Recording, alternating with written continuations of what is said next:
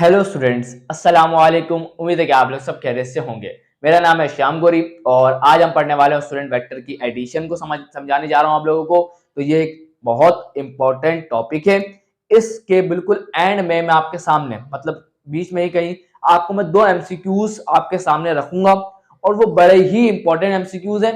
और एक दफा मुझसे भी ये एमसीक्यू पूछा गया था जब मैं फर्स्ट ईयर में था, जब भी मैं क्लास 11 में था, तो उस वक्त वो एमसीक्यू का जवाब मैं नहीं दे सका। और आप भी अगर आप देखेंगे तो वो आपको खुद समझ में आ जाएगा। तो आए जरा वेक्टर की एडिशन को समझते हैं। अब सवाल ये है सबसे पहले कि ये मैथमेटिकल ऑपरेशंस क्या होते हैं। स्टूडेंट, आपने जो मैथ्स में ऑपरेशंस पढ़े वो कौन कौन से थे? 4 ऑपरेशंस पढ़े। एक एडिशन, दूसरा सब्ट्रैक्शन, तीसरा मल्टीप्लिकेशन और चौथा डिवीजन। तो यहां पर ये कहलाते हैं मैथमेटिकल ऑपरेशंस, जिसमें से आज हम डिस्कस करने जा रहे हैं एडिशन। तो यहां पर एडिशन क्या है स्टूडेंट? हमने इस चैप्टर के अंदर दो क्वांटिटीज का जिक्र किया था, एक स्केलर क्वांटिटीज और दूसरी आती है वेक्टर क्वांटिटीज। स्केलर क्वांटिटीज हमने किसको कहा था? हमने कहा था स्केलर क्वांटिटीज वो क्वांटिटीज होती हैं जिनके पास मैग्नीट्यूड होता है और यूनिट होता है। ये दो चीजें होती हैं। उस क्वांटिटीज को हमने कहा कि वो है स्केलर क्वांटिटी। मैग्नीट्यूड से क्या मुराद होता है? मैग्नीट्यूड से मुराद होता है न्यूमेरिकल वैल्यू। अब बात करें वेक्टर क्वांटिटीज क्या थी। वेक्टर क्वांटिटीज हमने पढ़ा कि वो क्वांटिटीज होती हैं जिसके पास मैग्नीट्यूड भी होता है, डायरेक्शन भी होती है और यूनिट भी होता है। तो फिर हमने कहा कि वो क्वांटिटीज वेक्टर क्वांटिटीज। अब यही सवाल, क्या स्केलर को ऐड करने का तरीका और वेक्टर को ऐड करने का तरीका क्या अलग अलग है? तो इसका जवाब है यस। स्केलर क्वांटिटीज के पास सिर्फ और सिर्फ न्यूमेरिकल वैल्यू होती है, सिंपल नंबर होता है। और आपको तो पता है मैथ्स के अंदर हम क्या करते आते हैं, नंबर को ऐड करना तो बहुत आसान है। 2 + 2 कितना होता है? 4। 5 + 2 कितना होता है? 7। 7 + 2 कितना होता है? 9। तो ये तो सिंपल एडिशन है जिससे हम कहते हैं अर्थमेटिक रूल। तो स्केलर्स की एडिशंस बहुत सिंपल होती है, सिंपल अर्थमेटिक रूल के जरिए हो जाती है। क्या वेक्टर्स की एडिशन भी क्या इतनी सिंपल होती है? तो जवाब है नहीं। वेक्टर्स की एडिशन की जाती है by head to tail rule और दूसरा मेथड जो हम पढ़ेंगे that is by parallelogram law of vector addition. तो आज सिर्फ हम ये समझेंगे कि हेड टू टेल रूल होता क्या है, बहुत डिटेल में जाके हर एक पॉइंट को डिस्कस करेंगे और आपके सामने एमसीक्यूज भी रखूंगा इंशाल्लाह। तो ये बात हमें समझ में आ गई कि स्केलर की एडिशन और वेक्टर की एडिशन में फर्क है। अब सवाल ये है कि क्या हम लोग स्केलर को मतलब किसी नंबर को हम लोग क्या वेक्टर के साथ ऐड करवा सकते हैं? तो याद रखिएगा इसका जवाब है नहीं। यहां पे क्या, अगर हम लोग आप कह रहे हैं कि 1 के साथ आप ऐड करवा दें वेक्टर को, तो वेक्टर क्वांटिटी को कभी भी स्केलर के साथ ऐड नहीं किया जा सकता। स्केलर स्केलर में ही ऐड होगा, वेक्टर क्वांटिटी में ही ऐड होती है। तो याद रखिएगा वेक्टर क्वांटिटी में ही ऐड होगा, ये बात आपको अपने जहन में बिठा लेनी है। वेक्टर स्केलर में ऐड नहीं हो सकता। इतनी बात भी क्लियर हो गई। अब आपको एक मेन बात बताऊं, चले इसको हेड टू टेल रूल में इसको डिस्कस करते हैं। तो हेड टू टेल रूल नाम में ही सब कुछ है। आए जरा चेक करते हैं इसको समझने के। और आपको एक बात बताऊं, बहुत इंपॉर्टेंट बात है, ये जो मेथड है ना, this is a graphical method. क्या ये?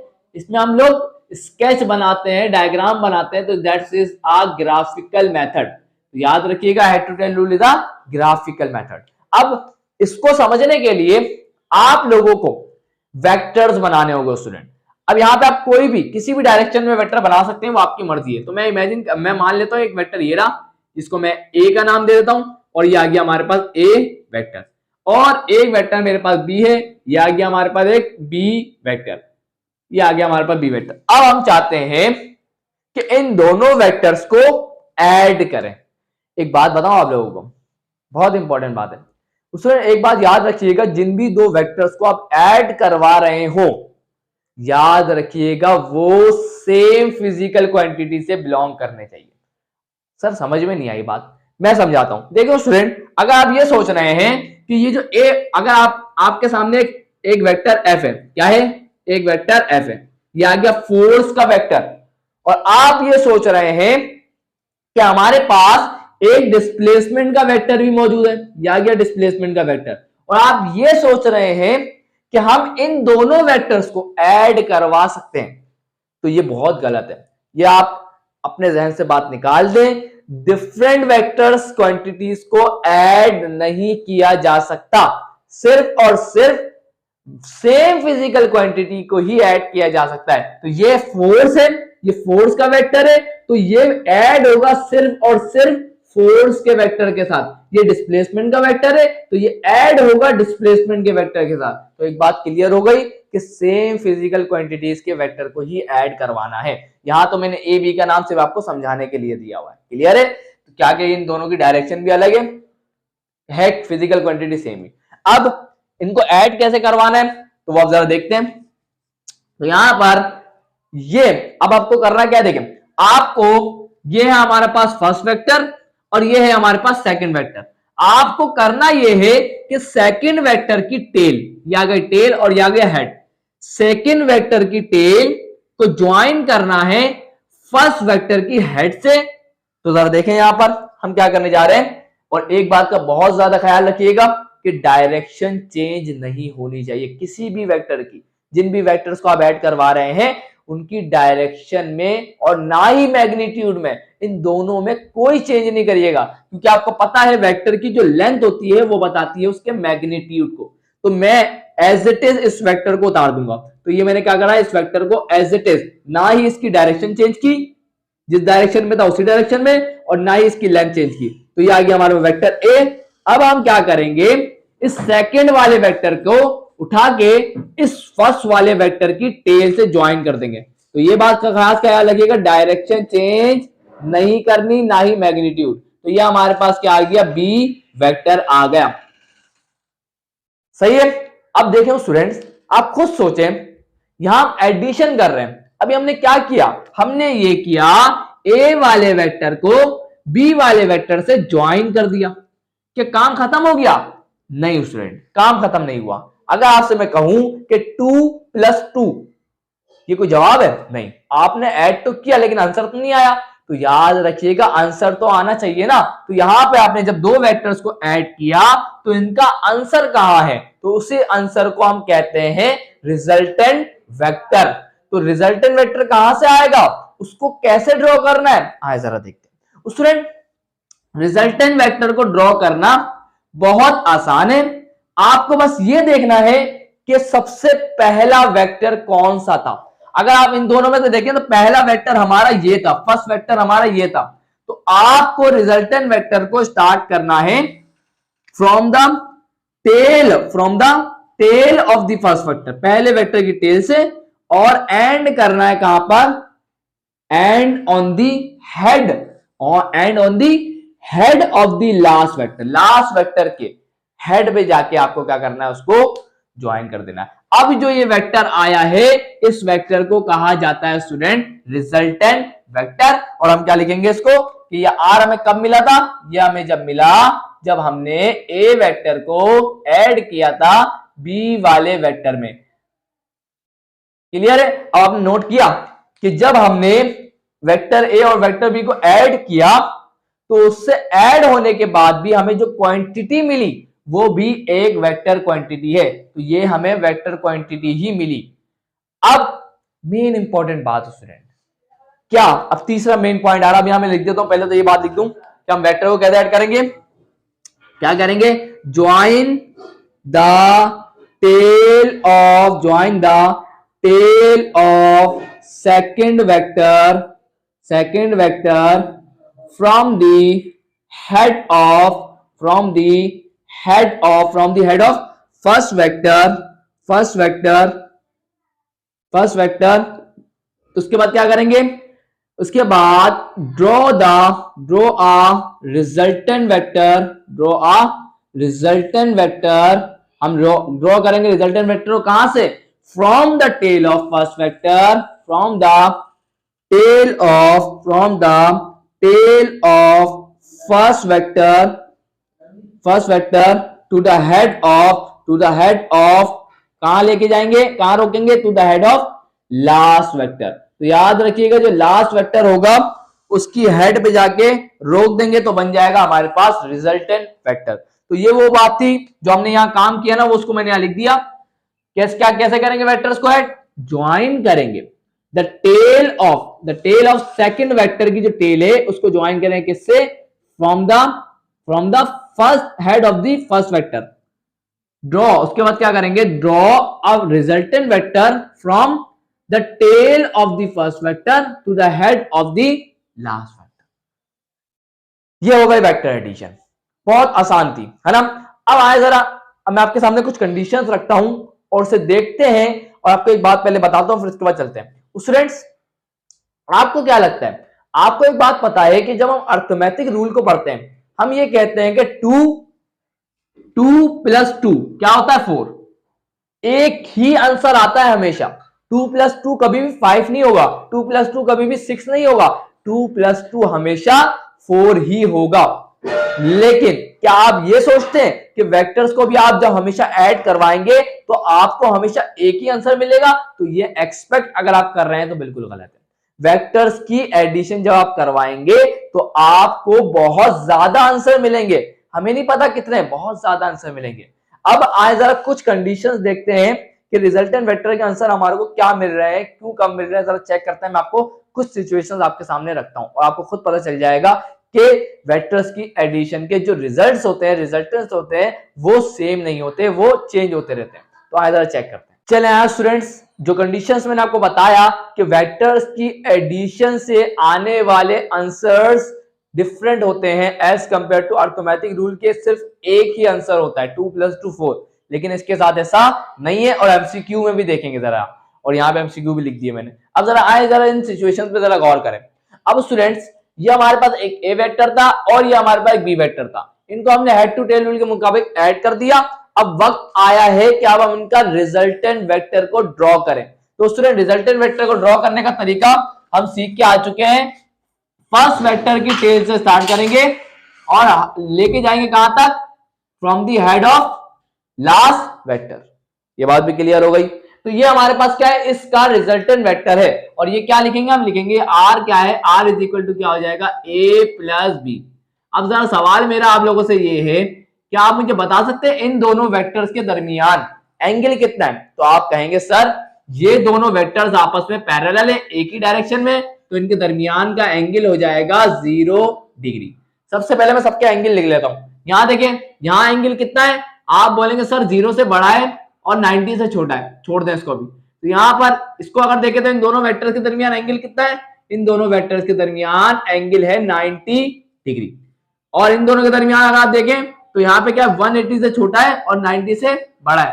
और अगर आप इन दोनों के दरमियान एंगल देखें तो दोनों वेक्टर्स आपस में बिल्कुल अपोजिट है। तो हम यहाँ एंगल क्या बताएंगे? एंगल कितना आ जाएगा? 180 डिग्री। तो वेक्टर्स अगर बिल्कुल अपोजिट डायरेक्शन में होते हैं तो उनके दरमियान एंगल आता है 180 डिग्री, और अगर सेम डायरेक्शन में होते हैं तो एंगल आता है 0 डिग्री।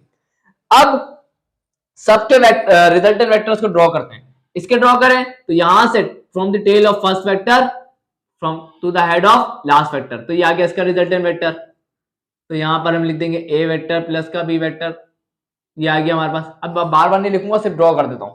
यहां से स्टार्ट करेंगे from the head of first vector to the head of last vector, from the tail of, इधर देखें, from the tail of first vector to the head of last vector. इसी तरीके से from the tail of first vector to the head of last vector. तो मैंने आपके सामने सबके रिजल्टेंट वेक्टर्स को ड्रॉ कर दिया।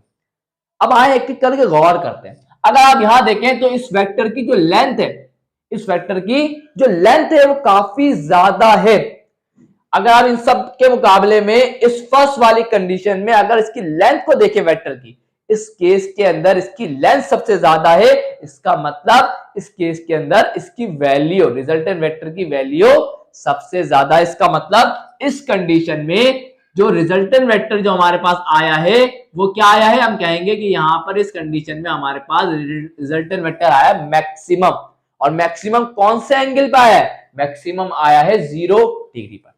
अब आएगा सेकंड केस पर। अगर आप देखें सेकंड केस में फर्स्ट केस के मुकाबले में रिजल्टेंट वेक्टर छोटा हो गया, और थर्ड केस में देखें रिजल्टेंट वेक्टर और छोटा हो गया, फोर्थ केस में देखें रिजल्टेंट वेक्टर और छोटा हो गया, फिफ्थ केस में देखें तो रिजल्टेंट वेक्टर और छोटा हो गया, तो इसका मतलब सबसे छोटा जो रिजल्टेंट वेक्टर आ रहा है वो फिफ्थ वाले केस में आ रहा है, जिसमें एंगल क्या है 180 डिग्री। इसका मतलब यहां से जो रिजल्टेंट वेक्टर मिलेगा, यहां से जो रिजल्टेंट वेक्टर मिलेगा हमारे को सबसे ज्यादा क्या होगा, मिनिमम होगा। क्लियर, ये बात क्या है। अब वो कितना होगा, अगर कैलकुलेट करने का बोलूं तो आप क्या बोलेंगे, ये हमारे पास आ गया ए वेक्टर, ये हमारे पास क्या आ गया ए वेक्टर, और ये हमारे पास क्या आ गया बी वेक्टर, और हमें ये चाहिए। तो अगर मैं इस ए वाले वेक्टर में से इस बी वाले वेक्टर को माइनस कर दूं तो मेरे को मिल जाएगा ये रिजल्टेंट वेक्टर। इसका मतलब रिजल्टेंट वेक्टर यहां से निकालने का बहुत आसान तरीका है कि हम ए वाले वेक्टर में से माइनस कर देंगे किसको, बी वाले वेक्टर।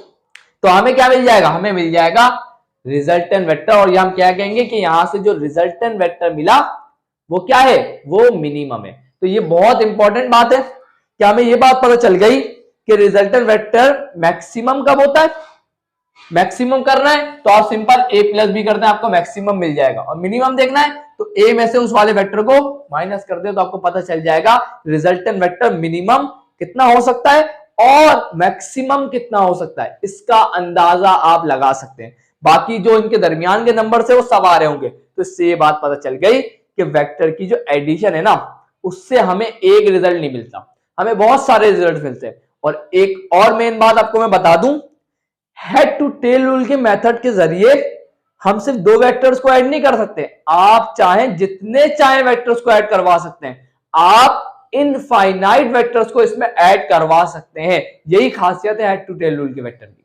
अब आए जरा एमसीक्यू पे गौर करें। पहला MCQ, vectors can be added by, इन्होंने लिखा है कि वेक्टर्स को किस तरह से ऐड किया जा सकता है। तो पहला option head to tail rule, दूसरा ऑप्शन अर्थमेटिक रूल, तीसरा option both A and B, और चौथा ऑप्शन नन ऑफ दी। बहुत सारे स्टूडेंट्स क्या बोलेंगे कि vectors can be added by, vectors किस तरह ऐड किए जाते हैं, बोलेंगे कि यहां पर तो पहला ऑप्शन करेक्ट है, हेड टू टेल रूल। अभी तो सर ने बताया कि हम लोग वेक्टर्स को ऐड करते हैं हेड टू टेल रूल के जरिए, ऐसा ही है।